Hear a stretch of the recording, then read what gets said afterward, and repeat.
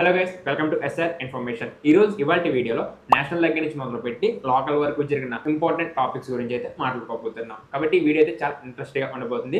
వీడియోని ఎక్కడ స్కిప్ చేయకుండా లాస్ట్ వరకు చూస్తారని భావిస్తున్నాం. అలాగే వీడియోని స్టార్ట్ చేసే ముందు రీసెంట్ గా నేను ఈ వీడియోని అయితే అప్లోడ్ చేశాను. మీరు ఒకవేళ ఆ వీడియో చూడకపోతే కింద డిస్క్రిప్షన్ లో ఆ వీడియోకి లింక్ ఇస్తాను. ఈ వీడియో పూర్తయిన ఒకసారి ఆ వీడియో కూడా చెక్ చేయండి. మరి ఎందుకు ఆలస్యం, let's go to the video. ప్రపంచంలోనే తొలి ఏఐ ఆధారిత వార్తాపత్రిక.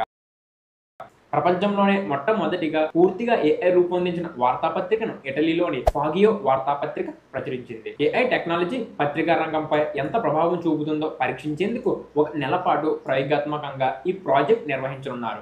ఏఐ ద్వారానే వార్తలు రాయడం, ఎడిటింగ్ వంటివి చేస్తారు. అన్ని ఏఐ చేస్తే జాబ్లు ఎలా ఉంటాయి? సరుకు రవాణాలో భారత రైల్వే సరికొత్త రికార్డ్. భారత రైల్వే ప్రస్తుత ఆర్థిక సంవత్సరంలో సరుకు రవాణాలో రికార్డు అయితే సృష్టించింది. గత 11 నెలల్లో 1465.371 మిలియన్ టన్నుల సరుకును అయితే రవాణా చేసింది. సరుకు రవాణాల్లో ప్రధానంగా అయితే బొగ్గు, ఇనుప ఖనిజం, సిమెంట్, ఆహార ధాన్యాలు, ఎరువులు ఉన్నాయి. వీటి ద్వారా 65% ఆదాయం అయితే మనకు లభిస్తుంది. దేశంలోనే ధనిక ఎమ్మెల్యే పరాగ్ షా. దేశంలోని 4092 ఎమ్మెల్యేల ఆస్తులపై ఏడీఆర్ నివేదిక అయితే విడుదల చేసింది. ఈ జాబితా ప్రకారం ముంబైలోని ఘాట్కోపర్ ఈస్ట్ శాసనసభ్యుడు పరాగ్ షా, ఈయన బీజేపీ పార్టీ. దేశంలోని ధనిక ఎమ్మెల్యే అంటే 3400 కోట్లు మనకి తెలిసిన అంచనా అన్నమాట. తెలిసిన లెక్క ప్రకారం అయితే 3400 కోట్లు ఉన్న దేశంలోని ధనిక ఎమ్మెల్యే ఈయన. తరువాత 1413 కోట్లతో కర్ణాటక డిప్యూటీ సీఎం డికే శివకుమార్ రెండవ స్థానంలో అయితే నిలిచారు. 1700 రూపాయలతో దేశంలోనే అత్యంత పేద ఎమ్మెల్యేగా పశ్చిమ బెంగాల్లోని ఇండస్ శాసనసభ్యుడు నిర్మల్ కుమార్, ఈయన బీజేపీ ఆయన నిలిచారు. పురమిత్ర యాప్ ప్రారంభం. ఏఐ ఆధారిత పురమిత్ర యాప్ను ఏపీ సీఎం చంద్రబాబు తణుకులో అయితే ఆవిష్కరించారు. ఈ యాప్ ద్వారా నీటి సరఫరా, టౌన్ ప్లానింగ్, ఆస్తి పన్ను, మున్సిపాలిటీ, ఇంజనీరింగ్, అలాగే వీధి దీపాలు, ప్రజారోగ్యం, పరిశుభ్రత వంటి సమస్యలు పరిష్కరిస్తారు. అంతేకాకుండా water connections, birth and death certificate, అలాగే మ్యారేజ్ సర్టిఫికేట్స్ కూడా అయితే ఈ యాప్ ద్వారా అయితే మనం పొందవచ్చు. ముడుమాల్ నిలువురాళ్లకు యునెస్కో గుర్తింపు.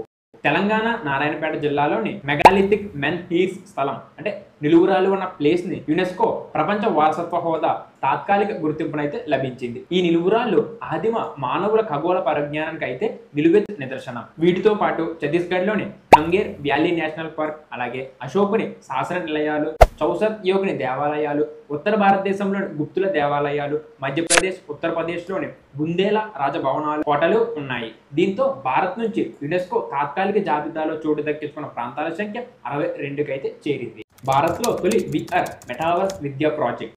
జ్ఞానధార పేరుతో ఐఐటి గువాహటి, పిఎం శ్రీ పాఠశాలల కోసం మెటావర్స్ ప్రాజెక్ట్ అయితే అభివృద్ధి చేస్తున్నాయి. పైలట్ ప్రాజెక్ట్ గా 56 స్కూళ్లలో దీన్ని అమలు చేయనున్నారు. వర్చువల్ రియాలిటీ ద్వారా విద్యను మరింత అనుభవపూర్వకంగా అయితే అందించనున్నారు.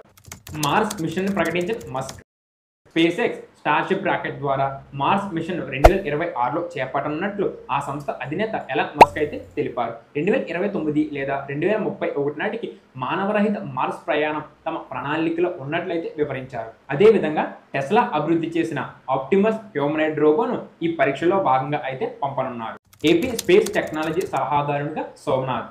ఇస్రో చైర్మన్ గా ఉన్న సోమనాథ్ ని ఏపీ స్పేస్ టెక్నాలజీ గౌరవ సలహాదారునిగా అయితే ప్రభుత్వం ప్రకటించింది. ఫోరెన్సిక్ సైన్స్ ల్యాబ్ అడ్వైజర్ గా కేపీసీ గాంధీని అయితే నియమించారు. చేనేత హస్తకళ అభివృద్ధికి సంబంధించి సుచిత్రను, ఏరోస్పేస్, డిఫెన్స్, అలాగే మ్యానుఫ్యాక్చర్ హబ్ అడ్వైజర్ గా సతీష్ ను ప్రభుత్వం ఎంపిక చేసింది. కేబినెట్ ర్యాంకులతో 2 ఏళ్ల పాటు వీరు పదవిలో అయితే కొనసాగనున్నారు. దలైలామాకు గోల్డ్ మెర్క్యూరీ అవార్డు. బౌద్ధమత ఆధ్యాత్మిక గురువు దలైలామాకు 2025 సంవత్సరానికి గాను గోల్డ్ మెర్క్యూరీ అవార్డు అయితే లభించింది. శాంతి, స్థిరత్వం కోసం పాటుపడుతున్న ఆయనకు gold governance think tank gold mercury international ఈ అవార్డు అయితే ప్రదానం చేసింది. అణు బ్యాటరీ అభివృద్ధి చేసిన చైనా. మనం ఏదైనా బ్యాటరీ యూజ్ చేస్తే మ్యాక్సిమం ఒక 2 months లేదా 3 months, మ్యాక్సిమం 6 months వచ్చి అయితే డెడ్ అయిపోతాయి. ఇంకా అంతగా ఎక్కువైనా మంచి క్వాలిటీ బ్యాటరీస్ అయితే మినిమం 1 year, అంతే కదా. అలా కాకుండా చైనా అయితే 50 సంవత్సరాల నుంచి 100 సంవత్సరాల వరకు ఎటువంటి ప్రాబ్లమ్స్ లేకుండా పనిచేసే అణు బ్యాటరీని అయితే చైనా తయారు చేసింది. చైనా అంటే చైనా కాదండి, చైనాకు చెందిన నార్త్ వెస్ట్ నార్మల్ యూనివర్సిటీ, అలాగే బెటా ఫార్మాటెక్ అయితే అభివృద్ధి చేశారు. కార్బన్-14 అనే రేడియోధార్మిక ఐసోటోప్తో అయితే తయారు చేసిన ఈ బ్యాటరీ రేడియేషన్ ఉద్గారాల ద్వారా విద్యుత్తును అయితే ఉత్పత్తి చేస్తుంది. ఈ బ్యాటరీ 100 డిగ్రీల సెంటీగ్రేడ్ నుండి 200 డిగ్రీల సెంటీగ్రేడ్ వరకు అయితే తట్టుకోగలదు. సో ఇది గైస్ మరి ఇవాళ వీడియో మీకు ఎలా అనిపించిందో కామెంట్స్లో తెలియజేయండి. నచ్చితే గట్టిగా లైక్ చేయండి. కొత్తగా మన ఛానల్ వాచ్ చేస్తుంటే please do subscribe. Okay guys, thank you for watching. See you for next video.